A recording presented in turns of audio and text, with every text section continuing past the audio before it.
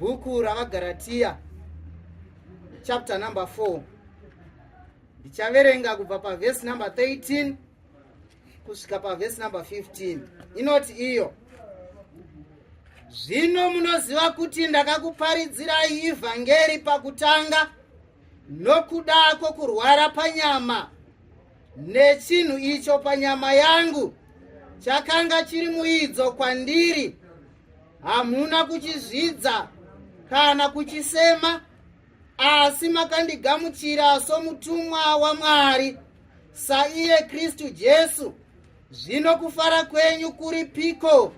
Nokuti ndinokupupurirai kuti kana maigona, maitumbura meso enyu mukandipa iwo.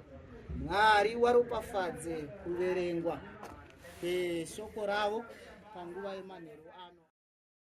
Church of Christ.